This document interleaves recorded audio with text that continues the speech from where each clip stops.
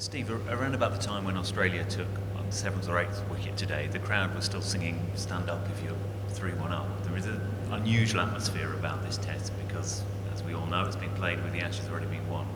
Does that mean, sitting here in this position, you feel less gutted about it than you would do if it was, say, the Ashes on the line? No, we're still.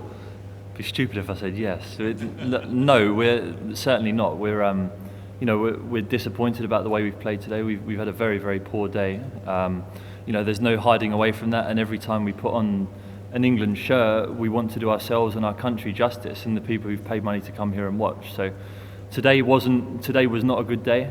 We've had lots of good days over the last couple of tests, and we have to make sure that tomorrow's a very good day so that we stay in this game. What's the thought as a team as to why so many wickets fell today from an England point of view? I don't think it was an attitude thing. I think that we had the right attitude. I think that our preparation was as good as it has been for any of the other test matches. I think that some of our execution wasn't as good as we'd have liked it to be, and I think that we have to respect the fact that Australia did bowl very well, and they got a lot out of that wicket where we didn't get as much. So, hands up, Australia had a very good day. But we have to come back and do our best to avenge that tomorrow, and everyone in the dressing room is most certainly determined to do so. Just a final point for me on no balls. It's quite a talking point today. The fact that they don't seem to be called on the field very much at all, does that make it more likely to think for all bowlers that you bowl more because they're just not called as frequently? I don't think that's a reason. I think you can see your spike marks when you're walking back to your mark, where you're landing on the crease. I think that everyone has been close to the line all series, which is strange. I've not seen anything, I've not seen a series like that. I've never played in a series like that so far, but there's no excuse as a bowler.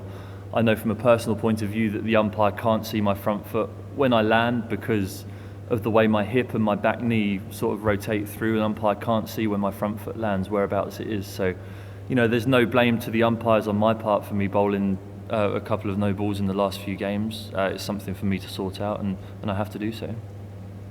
Steve, on the batting, I know obviously you're bowling, well done for getting your 103rd Test wicket today, but at Lords as well, England didn't bat so well on a similar kind of surface. Is that a real cause for concern amid how well the team have done in the other Test matches?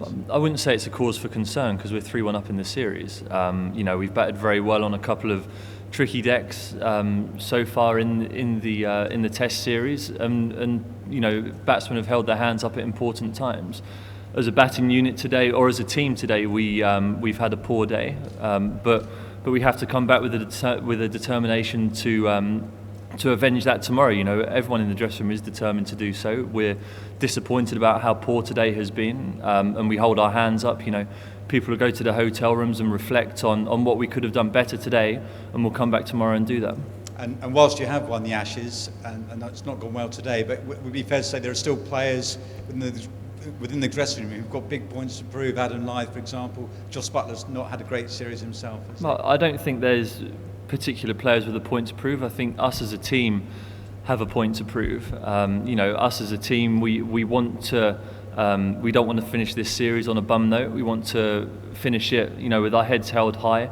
We have to be able to look at each other at the end of these 5 days in the dressing room, look at each other in the eye and say that I gave everything. I fought as hard as I possibly could, and whatever side of the result we come out on, then we can be satisfied with that. But we're not giving up this game.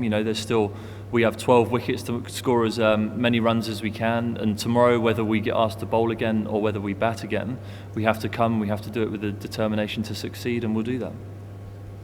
Obviously, you mentioned the possibility of the follow-on there. Are you expecting that to be more likely with obviously a captain in his last test and the Ashes been off the line? Are you kind of expecting that to be the case? I don't know, to be honest. That's why I'm not a captain. I can't make those decisions, and I don't know. Whatever they decide to do, we have to be prepared. So I'm sure our opening batsmen, or all of our batsmen, will be prepared to follow on tomorrow because if we don't get those runs, then we have to be prepared to follow on. But also as a bowling unit, we have to also be prepared as well to go out there and bowl and put in a better performance than we did in the first innings. So whatever we have to do tomorrow, we have to do it well, and everyone in the dressing room is determined to do so. Obviously on that 100th wicket, you got your 50 exceptionally quickly, and a little bit of a longer journey to the second 50, but nice to get past there.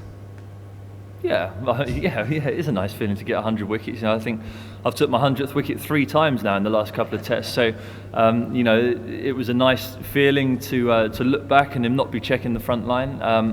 But look, you know, that doesn't really matter in the context of the game. You know, I'm sure in the future I can look back and, you know, I'm very proud to have taken 100 Test match wickets for England. But the most important thing is getting out of this game, you know, on the good side of a result.